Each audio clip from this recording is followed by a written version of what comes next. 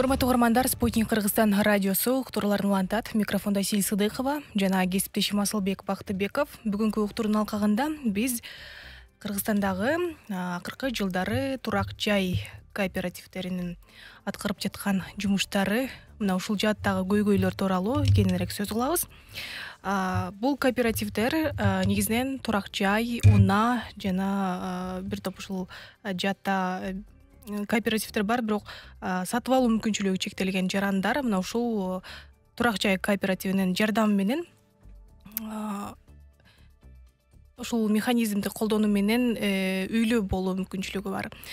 Буга чейин Улуттук банк жарандарга турак жай кооперативи сыяктуу күмөндүү уюмдар активдешкенин эскерткен болчу. Ошондой эле мурда буга чейин каржы пирамидасы жөнүндөгү дагы маселеге сиздер мындай күбө болсоңуздар керек, жаңылыктардан уккан болсоңуздар керек. Мына ушул жаатта турак жай кооперативи аркылуу үй алууда эске алчу жагдайлар жөнүндө кененирээк сөз кылалы деп чечтик. Бүгүнкү студиябыздын коноктору Бишкектеги коммерциялык эмес турак жай кооперативдеринин биринин төрагасы Эляман Курманалиев. Саламатсызбы? Кош келдиңиз. Жана юрист Адилет Абыканов келип отурушат. Саламатсыздарбы? Убактыңыздарды бөлүп келип бергениңиздер үчүн ыраазычылык билдирем. Эми бардыгыбызга белгилүү болгондой эле ички миграция Кыргызстанда абдан жогорку деңгээлде өнүккөн. Ошол айыл жергенде, жергесинде региондогулардын көбү ушул ири шаарларга, тактап айтканда Ош шаарына, Бишкек шаарларына келип ушул иште бул жактан окуп, түрдүү максаттар менен жайгашып келишет. Ошол эле учурда баягы үйлүү болуу маселеси дагы абдан бир орчундуу экени бизге бардыгыбызга белгилүү. Анан ушул акыркы учурларда жогоруда белгиленгендей ушул турак жай кооперативдеринин иши боюнча дагы жарандар ушул көп маалыматтарды ала башташты. Аны кантип алса болот, кантип ыңгайлуу жол менен алса болот, бул кооперативдерге ишенсе болобу деген сыяктуу бир катар ушул сөздөрдү ушул жарандар социалдык тармактарда дагы көп талаш ушул талкууларды уюштуруп келишет. Эми алгач ушул жалпы угармандарга түшүнүктүү болуу максатында ушул жөнөкөй баягы терминологияны чечмелеп алып, андан соң баштаганыбыз оң болот окшойт. Кооператив деген эмне, турак жай кооперативинин максаты эмне, ал кандай түзүлгөн, ушундан баштап берсеңиз, андан соң кеп уланталы. Мен түшүндүрүп бергенге аракет кылайын анда сиздерге. Саламатсыздарбы? Чакырганыңыздарга чоң рахмат. Баягы бул социалдык элдин муктаж болгону менен биз колдон келишинче эле жардамыбызды кылып аткан бирден бир себебибиз. Адан тышкары баягы кооператив деген өзү негизи бул уюм. Топтолуп алып бир максатты көздөгөн, цел кылып, максаттуу түрдө үй алып берүү максаты менен иш алып барып атабыз азыркы учурда. Ошо. Кооператив деген эмне ошондо? Кооператив деген бул уюм. Топтолуп алып, бири-бирибизге жардам берип кетип атабыз. Негизи финансылык пирамида деп көп айтылып жатпайбы азыркы учурда? Но ошол кооператив, турак жай кооперативи менен ошол финансылык пирамида деген коом арасында кеңири жайылган түшүнүктүн ортосундагы негизги айырмачылык жөнүндө айтсаңыздар. Саламатсыздарбы? Финансылык пирамида жана кооператив деген. Так, албетте кооперативдер бунун максаты турак жай кооператив деген аты менен болгондуктан бунун байланганы турак жай менен болуш керек болчу. Тилекке каршы көптөгөн кооперативдер азыр автоунаа жана ошондой эле банктын кызматын аткарып баштаганына да чоң көмөн санаса болот да. Биринчиден ошол себептен анан Улуттук банк баягы финансылык пирамида деген өзүнүн билдирүүсүн билдирди болуш керек. Бул жерде мындай да, финансылык пирамидада эң эле чоң эмеси, требованиясы бул жерден сен катталдыңбы, сен катталгандан кийин албетте дагы бир адамдарды чакырып каттаганга чакырыш керек деген сөз бар. Бул кооперативдер финансылык пирамидага жатпайт. Эгерде ошол тараптан алсак, экинчи тараптан бар финансылык пирамида деп азыркы көптөгөн кооперативдерибиз, аталарын айтпай эле коелу.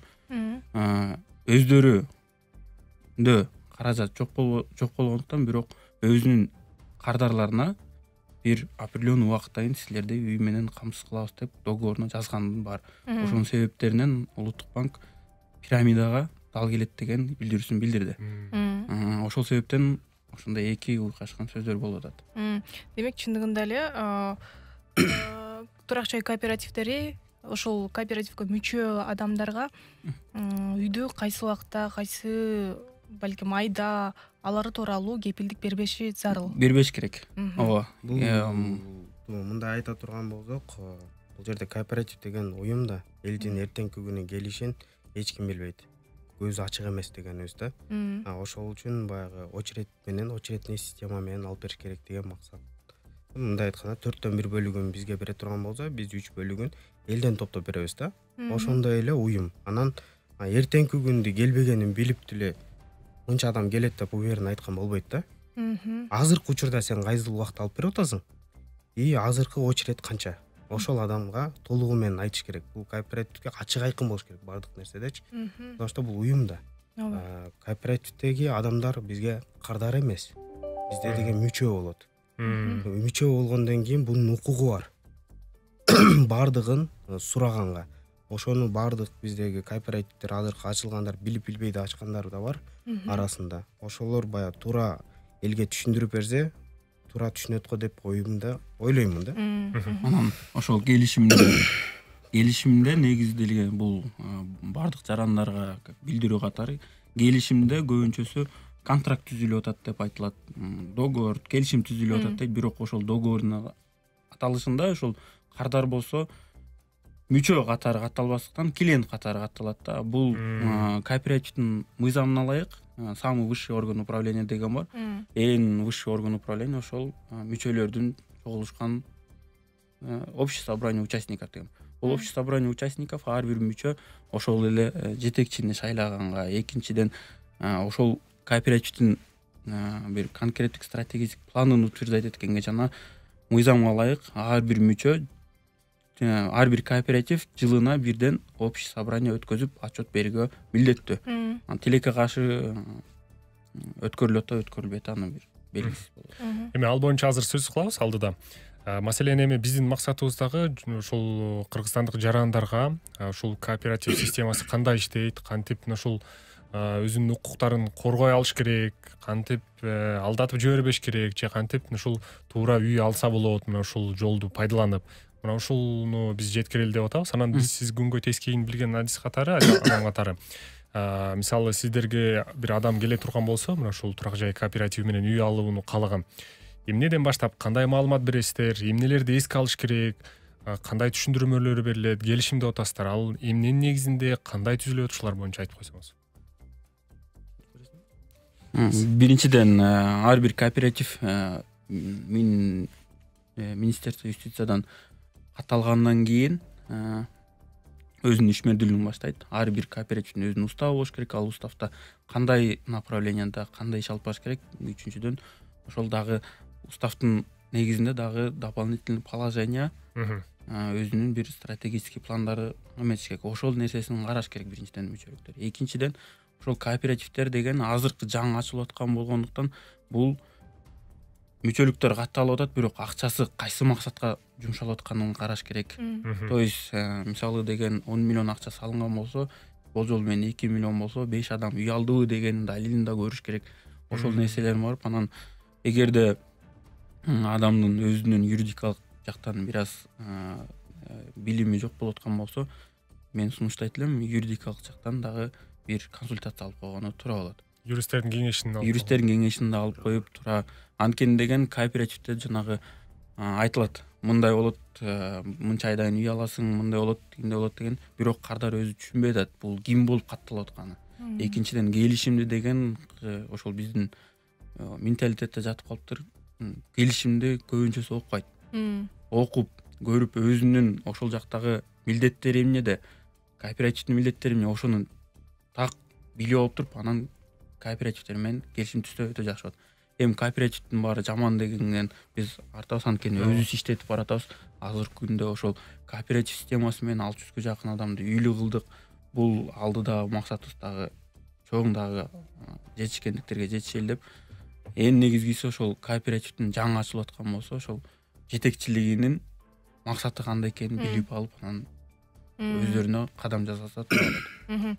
Жана кооперативден үй алып жаткан, үй алууну каалаган адам бул кооперативдин кардары болуп саналабы же мүчөсү? Мүчөсү болот. Аныктама тең эки башка статусту берет. Демек биз бул мүчө демек ушул кооператив аткарып жаткан иштер боюнча толук маалымат алып, ачык өзү дагы бир жанагы жыйындарга катышып, атайын ушул мүчөлөр тарабынан жалпы чогулушуу болгондо ошол шайлануучу текшерүү комиссиясы дагы аныкталат экен. Жалпы кооперативдин ошол башкаруу органдары жөнүндө дагы маалымат берсеңиздер, бул кандайча аныкталат? Башкаруу органдан ошол биринчи жаңы эленке айтылып кеткендей кардарбы же мүчөбү дегенге, бул кооперативдин өзүнүн мыйзамында дагы деп жазылып турат. Бир максатты көздөгөн жарандардын уюшулган уюму, то есть өзүнүн мүчөлөрүн бир максатына жеткизишe турган уюм.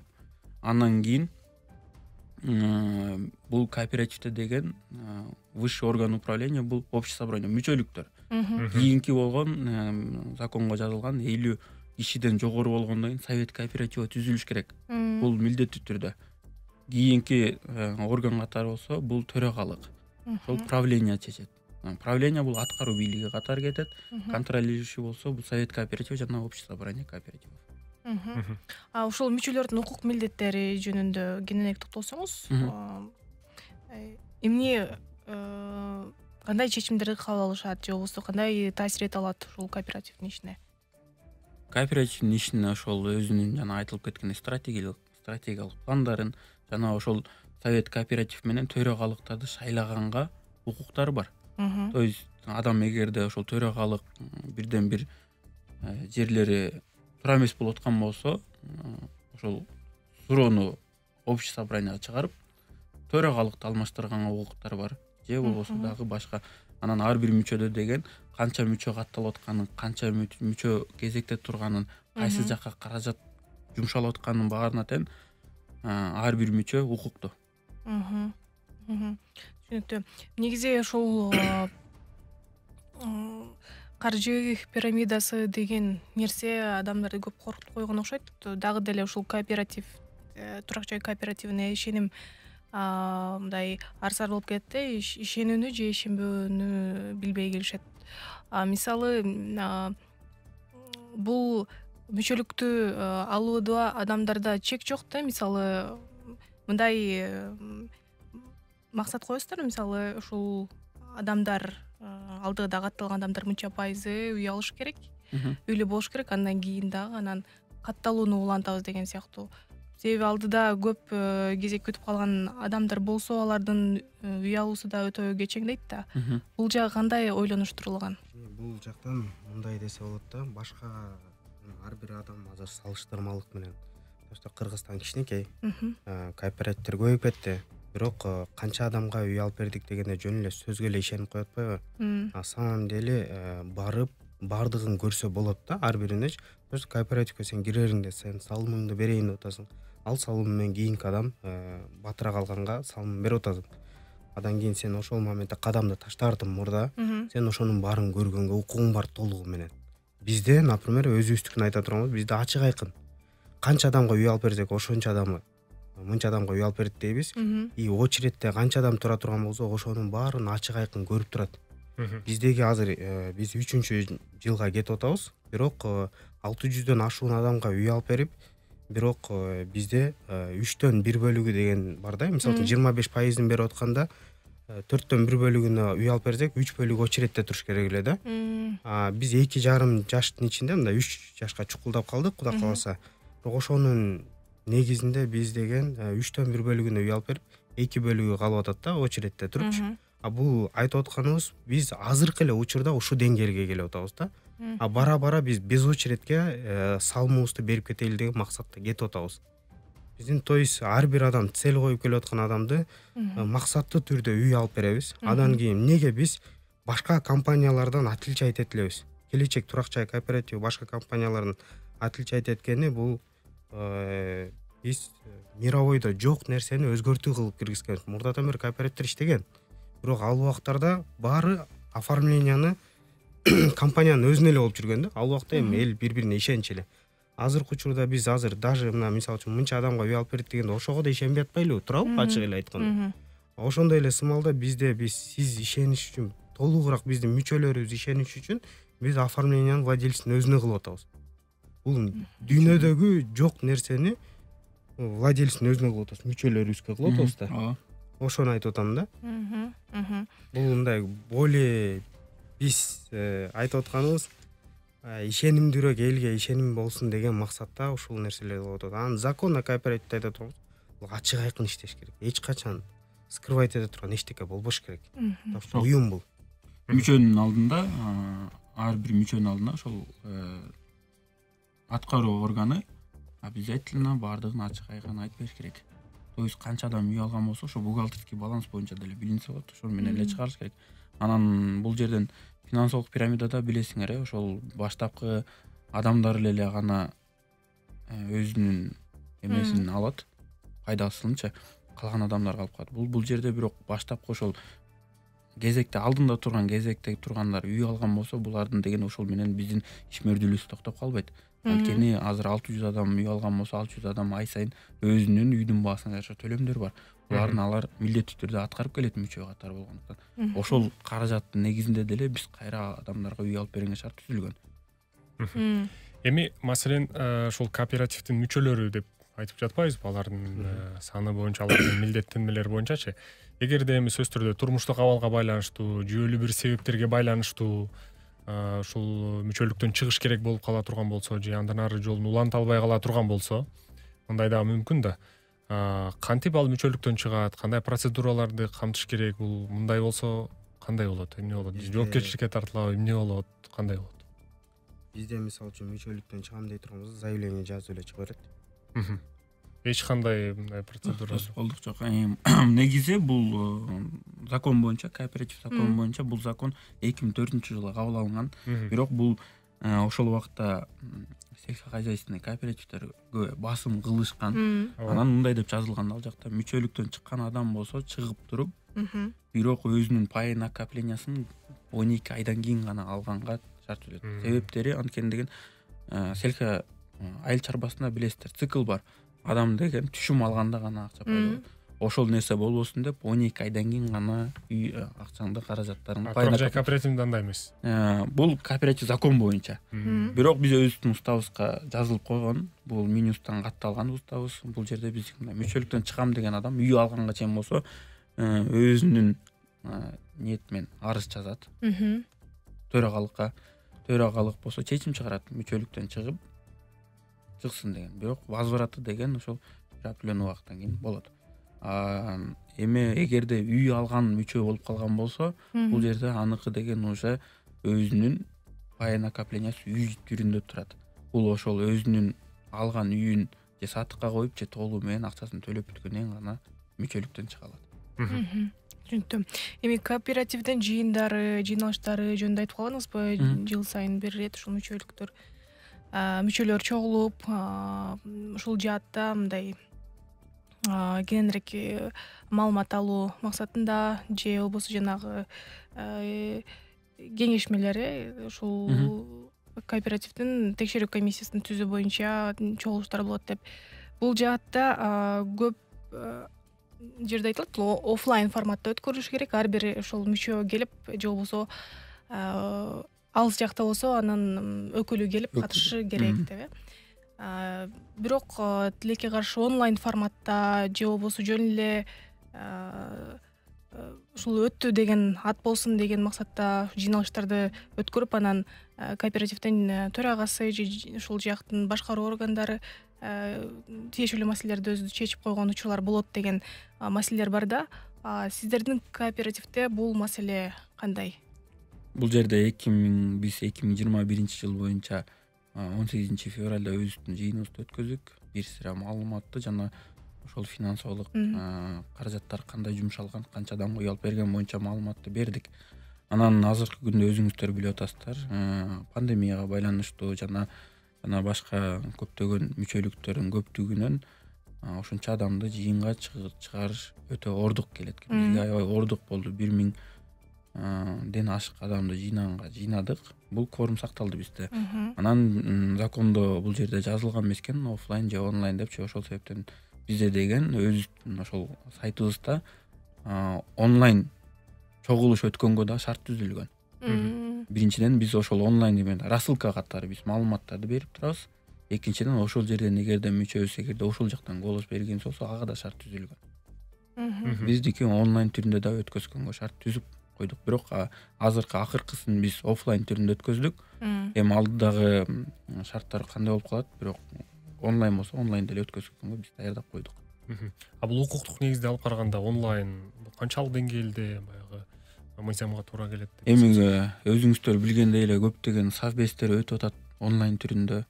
Көптөгөн гастарттын эме информационный талап болот. Видео тарапта эмес, информационный тарапта болот. Ал жактан келин деген 20 киши эмес, 30 киши эмес, андан көп киши. Бардыгын видео мындай программный обеспечение жок. Видео түрүндө өткөзгөнгө ошол себептен биз онлайн, бирок документальный оборот менен.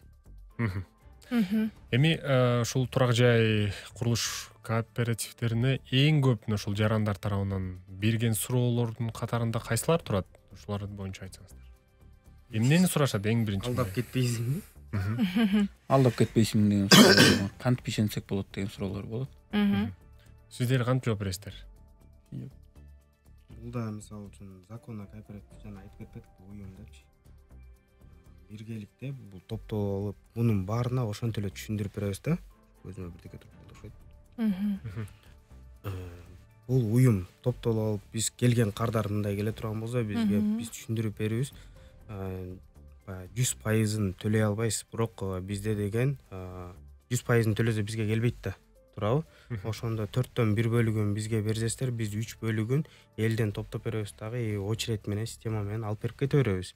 Адан кийин болсо, бизде азыркы учурда мынча айда алып бердик. Сиздин убактыңыз ушу очередь менен келет деген максаттар менен айтып кетебиз да. Сиздердин практикаңыздарда, маселен, кезек канча убакытта келүүдө, мына ушулар боюнча айтсаңыз. Мисалы үчүн башындагы ачылганда ар бир нерседе аябай эле бат келет да. 1 айда деле келгендер бар. 1,5 ай, 2 айдын ичинде келгендер бар. 3 айдын ичинде. Азыркы учурдуку мындай карай турган болсок, азыр 8 айда келип атабы? 8-9 айда келип атат. Бул мисалы үчүн бизге көп акча береби, аз акча береби, анын укук баарына бирдей, потому что ар бир адам үмүт кылып келип атат да, бул жерден бир салымымды берип, үй алайын деген максатта келишип атат да. Ошонун негизинде биз деген укукту бирдей кармайбыз да. Кимдин акчасы көп болсо анын үмүтү өйдө эмес.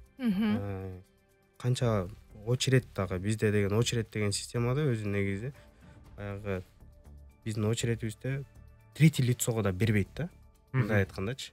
Только бир тууганына берет. Эми бир тууганга күйбөсө башка эч кимге күйбөйт деген нерсени айтып атам да. Очередьтен чыгам деп калса, же обстоятельства ар кандай болуп калды, акчам керек болуп калды дей турган болсо, бир тууганына передавать этип кете берсе болот. Бул жакшы мүмкүнчүлүк өзү негизи. Элге кооператив өтө сонун мүмкүнчүлүк да. Муну биз колдошубуз керек дегеним да. Не только бир эле келечек эле эмес, эгерде туура иштеген компаниялар боло турган болсо, бизден башка дагы салымыңыздарды бергенге мен толугу менен ишенемин. Ошондой кооперативдердин негизи менен бул даже не только Кыргызстанга эле эмес, бул өзгөртүүгө аябай сонун өзгөртүүлөрдү бергишине мен ишенемин да толугу менен. Биздин азыркы алдыга койгон максатыбыз ушу кооперативди Кыргызстанда мисалы үчүн бир эле үйлөрдө эле алып берип эле кетип эле эмес, булардан биз очередь менен эле постоянно кете бербейт дегеним да. Бул деген без очередьке жетебиз деген максатта да. Эми жаңы ачылдык бизгечи. Биз жаңы ачылганыбызга эми 3 жыл болоюн деп атат да. А так могул жерден бара ушул жерде 2,5 жылдын ичинде жакшы ийгиликтерге жеттик да. Мындай айтканда 4төн 1 бөлүгүн эле берет бизге, 25%-ын эле. Биз азыр ошондо 1 бөлүгүн бергенде 3 бөлүгү туруш керек эле, бизде 3 бөлүг эмес, 3төн 1 бөлүгүн үй алып берип, 2 эле гана бөлүгү очередьте туруп атат. Бул 2,5 жаштын ичинде ушундай деңгээлдерге келип аткандарыбыз да. Эми 3 жашка чукулдап. Эми маселен азыр мөөнөтү тууралуу сурап калбадыкпы? Маселен уставда же мыйзамда ушул убакыты белгиленгенби? Минималдык же бир максималдык бөлүгү? Маселен сиздер 1 айда же бир 8 айда же ар кандай учурда алып калышы мүмкүн деп атасыз да, болжолдуу түрдө. Бирок сиздер бул 3 жылдын аралыгында азыркы убакта алып аткандарды айтып атабыз. Мөөнөт барбы? Жок, закондо эч кандай мөөнөт могул убакыттан могул убакытка чейин алып берилиш керек деген мөөнөт жок. Бул деген жадай келсе, ушул мөөнөттүн аралыгында деп атат. Өлкөлөрдө деле баягы жаран 18-ке чыккандан кийин эле бир мүчөлүккө катталат. Бул өнүккөн өлкөлөр мүчөлүккө катталып, өзүнүн ошол келемесине айлыгына жараша өзүнүн мүчөлүгүнө төлөп топтоо программасы менен деле. Ал топтоо программасы бизде деле бар. Ар бир мүчө эгерде өзүнүн ошо 25% жок болгон болсо, топтоо программасы менен топтоп кете берет. Топтолгондон кийин анан кезекке туруп үй алганга шарт түзүлөт. Закондо именно мыйзамда мул айдан мул айга чейин негизи эле законго таянсак, бул закон в основном коммерциялык кооперативтерге жасалган. Сельскохозяйственный жана кредиттик союздарга эле гана басым кылып жасалган. Именно турак жай кооперативтерине басым кылып мындай болуш керек, тигиндей болуш керек деген жерлери жок. Адет мырза, ушу кооперативдин, турак жай кооперативинин ишинин мыйзамдуу жана мыйзамсыз жүрүп жатканы боюнча айтып калдык. Кантип текшере алат жаран? Мисалы ушул бир кооперативге кайрылайын деди. Ошол бирикме, кооператив кантип кандайча негизи иштеп жатканы, мыйзамдуу иштеп жатабы же мыйзамсыз иштеп жатабы, кантип текшере алат жөнөкөй адам? Жөнөкөй адам биринчиден ошол министерство иштин өзүнүн сайтында бар, электронный база юридических лиц деген бар. Ошол жактан ошол кооперативдин катталышын жөнүндө маалымат алыш керек. Катталып жазылып туруп, ал жакта деген минималдуу түрдө 8 адамдан турган кооператив болуш керек. Экинчиден, бул кооператив деген аты менен болуш керек. Анткени кооперативдин атын жабынып деле башка регистрдин, башка бир формада регистрация кылып койгон тоже бул biraz көмөн санайт. Анткени деген кооперативдин жабылышы бул акыркы мүчө өзүнүн бай накоплениясы менен кабыл алып туруп, анан макулдук бергенден кийин гана жабылат да. Бул кооперативдин ликвидациясы өтө оор нерсе да. Башка формадагылардыгы оңой жабылып кетиши да мүмкүн. То есть жабылып кетип жок болуп да кетиши мүмкүн да.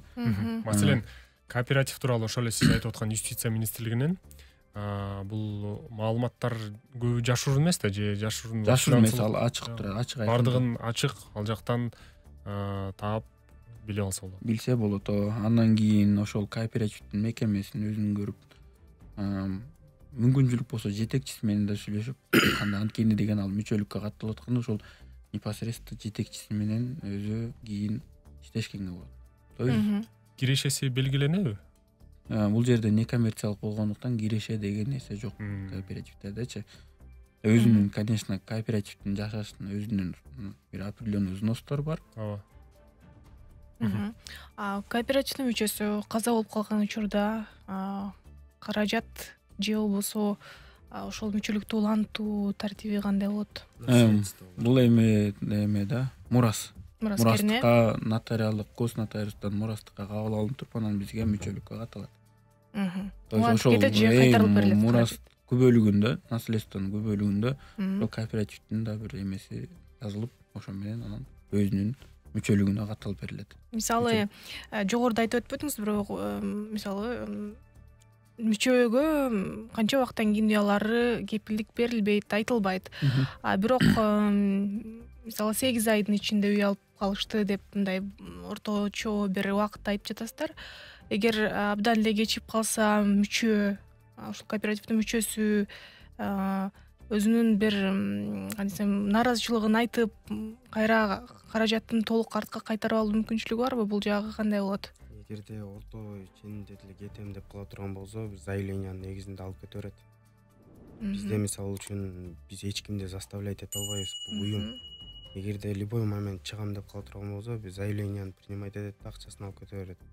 Бул нерсе башка мүчөлөргө бул кедергисин тийгизип калбайбы? Тийгизип калат. Аны мисалы үчүн Бул ачык эле жоопкерчилик айтканда кандай ошондой. болот? Мисалы үчүн эгерде ошондой случай боло турган болсо, чыгам деген адамды биз айтпайбыз, чыкпа депчи. Заставлять эте албайбыз. Ар бир адамдын өзүнүн укугу деп атабыз. Акчасын алып кете берет. Маселен, бул жакта баягы кепилдик маселеси да бар да. Бир мүчө, бир 10 мүчө болсо, маселен, бирөө чыгып кетсе 9 калып атат да. Кийинкилердин мөөнөтү жылып калышы мүмкүн. Сиздерге мөөнөт жок да бизде. Мисалы да эми ортодо балким бир ай кезек калышы мүмкүн да. Кезек жактан болсо бир аз чыгып кетсе да, бир аз, конечно, эгерде ортодон чыгам деп кала турган болсо, очередтер кичине жайлап калат. Потому что биз определенный разрешение бергенибизден кийин, мындай, например, 30 адамга бердик разрешениянычы. 30 адамга бергенибизден кийин, значит, бирөө чыгам деп калып кийинкилер болсо, бул 30 адамга расчет алынган акча. Буну биз 30 адамга үй алып беришибиз керек, потому что разрешение берилген. Кийинкиде бизде поступление бар.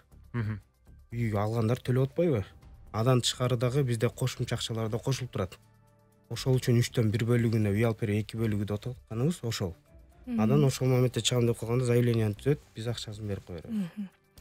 Урматтуу каармандар, биз Кыргызстандагы азыркы учурдагы акыркы жылдары турак жай кооперативдери жүргүзүп жаткан жумуштары жана ушул жаатта жаралган бир топ маселелер бар. Турак жай кооперативи менен каржы пирамидасынын ортосундагы айырмачылык, жалпы ушул жаатта жасалчу жумуштардын негизги тартиби жөнүндө сүйлөшүүдөбүз. Студиябыздын коноктору Бишкектеги коммерциялык эмес турак жай кооперативдеринин биринин төрагасы Элеман Курманалиев жана юрист Адилет Абыканов биздин суроолорубузга жооп берүүдө.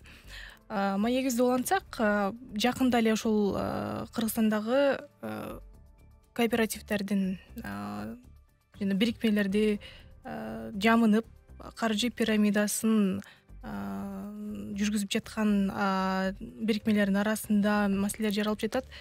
Мындай нерсе коңшу Казакстанда дагы катталды. Анан жалпы ушул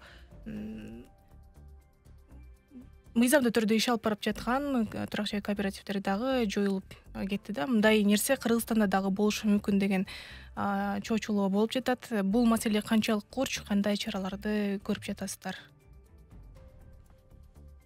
Айткандай эле бул маселе азыркы күндө өтө курч турат. Себеби дегенде ошол жанагы паевой фонддун, ар бир кооперативдин паевой фонддун жетекчиликтери туура эмес максатка колдонуп салган кесепетинен жаран өзүнүн мүчөлөрүнө үй алып бербестиктен дагы каржылоолорун кайра кайтарып бергөнгө шарттары бузулгандыктан аябай курч маселе болуп турат. Бул жерден биздин чара көрүүбүз азыркы күндө түшүндүрмө иштери менен алып баратабыз. Бул кооперативдин эң негизги максаты жана өзүнүн законго ылайыктуу кандай нерселер менен иштеш керек деген түшүндүрмө иштери менен алып баратабыз. Эми азыр Казакстан деп сөз кылып калбадыкпы? Маселен ушул акыркы жаңылбасам бир 5 жылдын ичинде ушул турак жай кооперативдеринин иши баягы коомго чыкты. Маселен коңшу өлкөлөрдө ошол эле Казакстан, Өзбекстанды алардын практикасын ала турган болсок, ал жакта бул тармак кандай иш алып барып атат? Ушулар тууралуу эмне деп айтсак болот? Казакстан болсо бир кооперативдин бир эле формасын калтырып, мен билишим боюнча өткөндө бир статьясын окудум. Потребительский кооператив дегенди өткөзүп, баардык кооперативдерди ошол законго ылайыкташтырып иштегиле дегендей кылып чыгарышты. Биздин эми Кыргыз Республикасында именно турак жай кооперативдерди бир определенный мамлекеттик мекемеге байланган эмес. Ошону жакынкы арада мен ойлойм, балким Минюстун бир отделына же болбосо Госфиннадзор же дагы бир мекеменин бир отделин ачып туруп, именно ошол турак жай кооперативдерин контролдой турган кылып киргизиш керек. Ошондо гана кооперативдер өзүнүн бир шарттарын коюп, мындай кылып иштегиле дегенден кийин гана кооперативдер бир жолго түшөт турган. Анткени азыркы жамгырдайын козу карындай болуп эле чыгып туруп, ар кимиси ар кандай шартта жашайт. Бирөөсү машина алып берсе, бирөөсү дагы бир нерсе кылат, дагы бир нерсе кылышса, ар кандай түр шарттары түзө башташты. Ошол себептен бир шартка алып келе турган бул мамлекеттин колунда. Маселен азыр сиз абдан көп ушул турак жай кооперативдерин түзүп жатат деп атпайсызбы? Муну каалаган эле адам түзүп алса болот. Анан бул демек кирешелүү тармак деп эсептесек болобу? Эмне себептен антип көбөйүп атат деп ойлойсуз? Сиздин пикириңиз?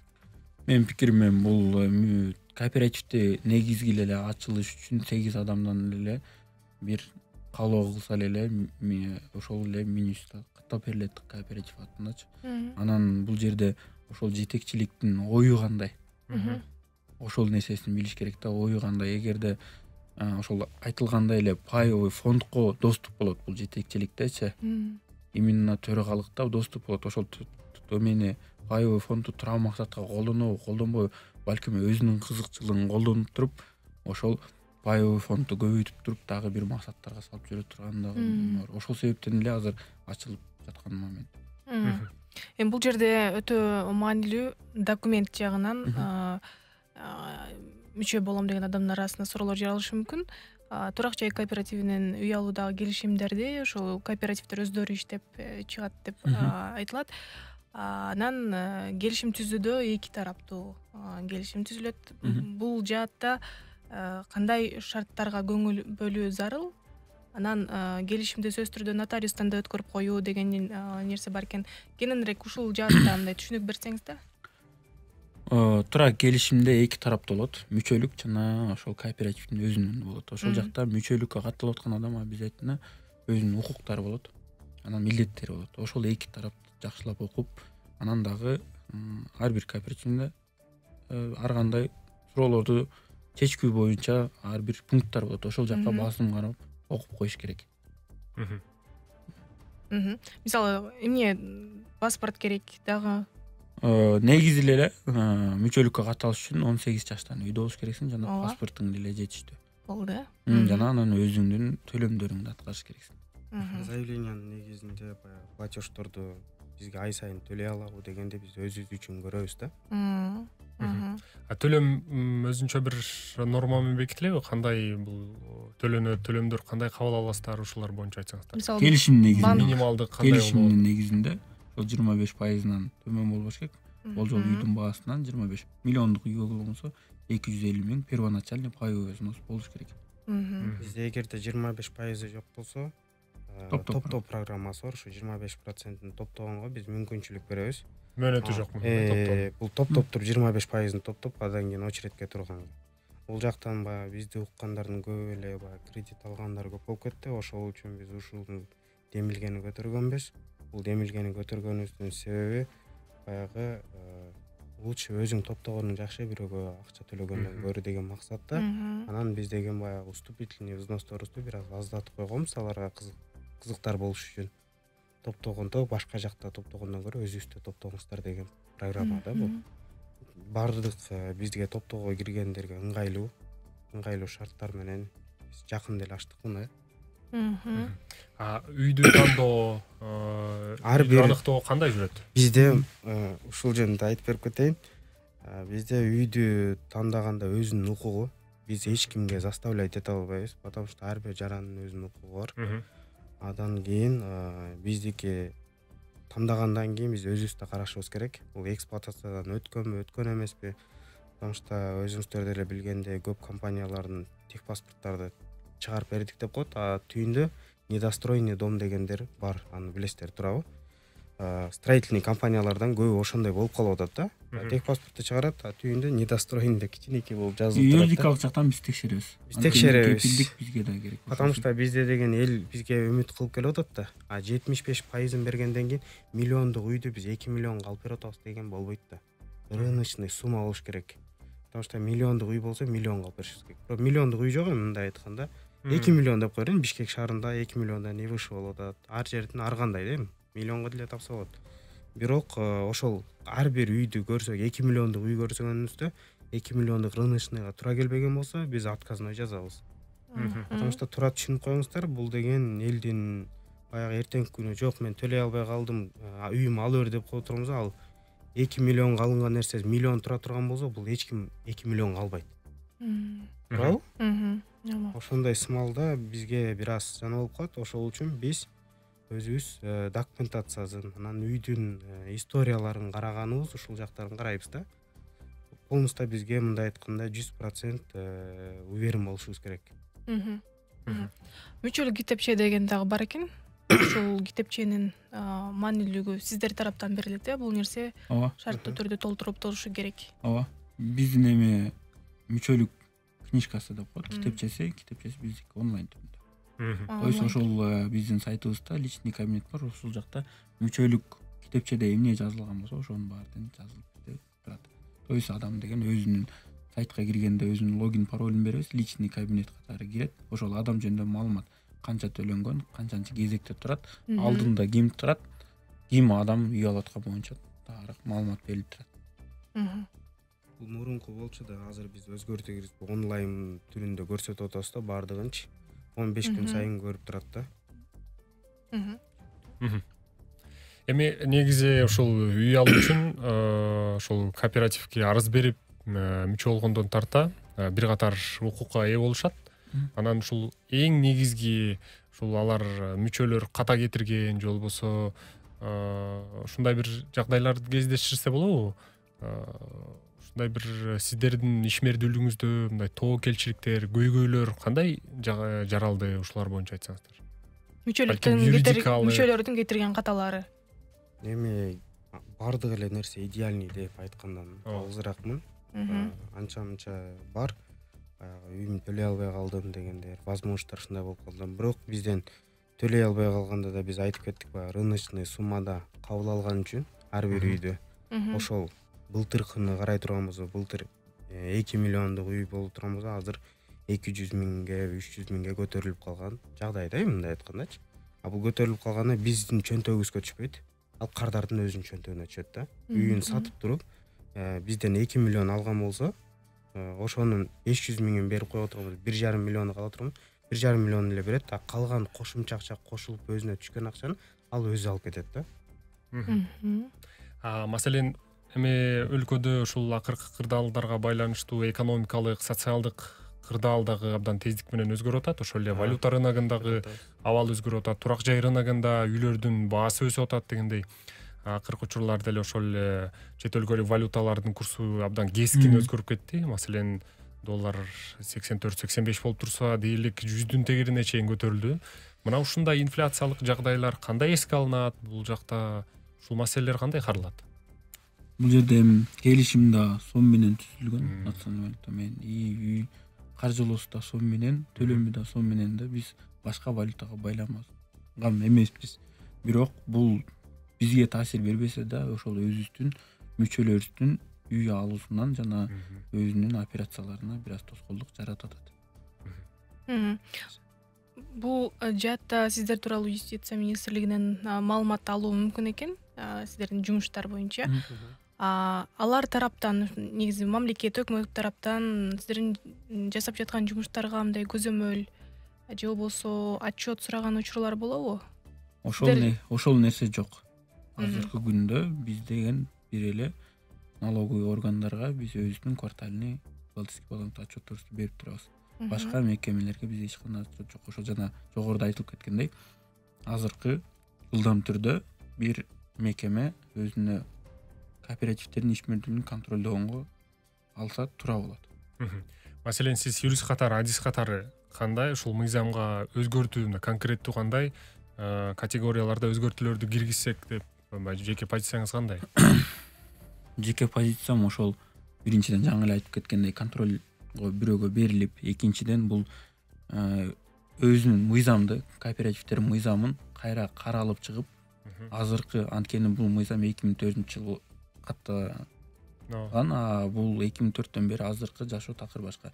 Азыркы жашоого ылайыкташтырылып жазылып чыкса жакшы болот.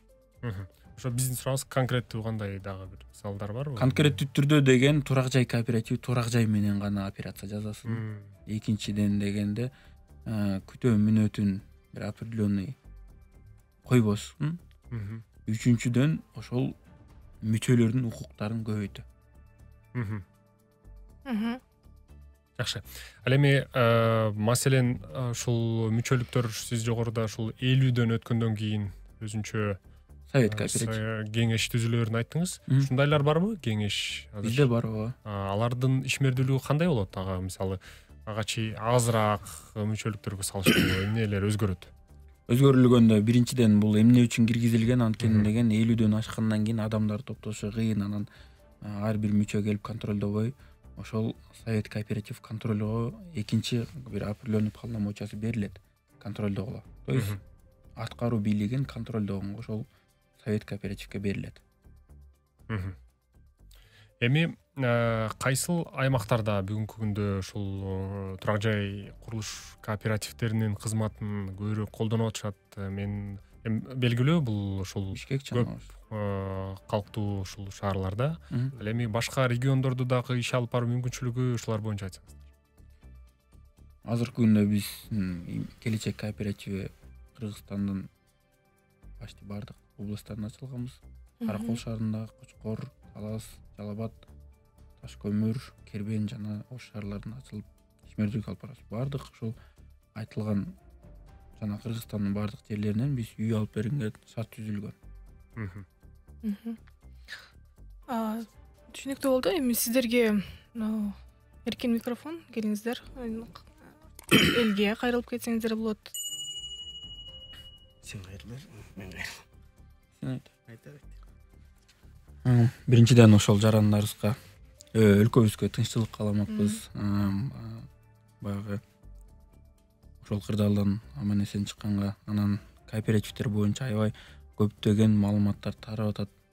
Ошол кооперативдерге кызыккан болсоңуздар, биринчиден биз айтып кеткен критерияларды, то есть ишмердүүлүгүн билип, жана канча адам катталганын, канча адам менен укту, мүмкүн болсо юридикалык жактан дагы бир консультация алып, ошол анткени деген азыркы күндө катталып коюш оңой, эртеңки күнүн кесепетинде ойлоп, ошону алдын ала билиш үчүн консультант, юридикалык консультация алып коюп, үчүнчүдөн эгерде мүмкүнчүлүк болсо кооперативдин жетекчилери менен да жолугушуп, себептери, максаттары кандай экенин билип, анан бир кооперативдерге мүчөлүккө каталсаңыз деген суранат элем.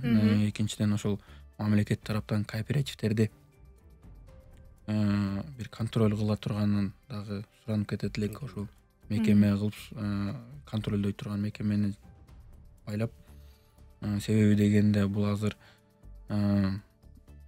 алыс кетпейли, жакынкы өлкөлөрүбүздө болгон окуялар кооперативдерден көп, жабыркаган жарандар көп. Ошону дагы эске алып туруп, мамлекет ылдам түрдө бир кооперативдерге бир шарт түзүп коюш керек. Ошол Кеңиз. Сиздердин чакырганыңыздарга чоң рахмат. Ушинтип чакырып туруңуздар. Биз да маалыматтарды белишип турайлы. Андан кийин өлкөбүздө тынччылык болсун. Келечек турак жай кооперативи бул уюм экенин баарыңыздар эле түшүндүрүп бердик го деп айтабыз. Анан биз бул жердеги алдыга койгон максатыбыз Кыргызстанда биз ушул кооперативди без очередке жеткизели деген максатта иштеп атабыз. Азыркы учурубуз бул жаңы эле ачылган кооператив болуп атат. 3 жылга жеткен, жетейин деп калдык да, 2,5 жылдан.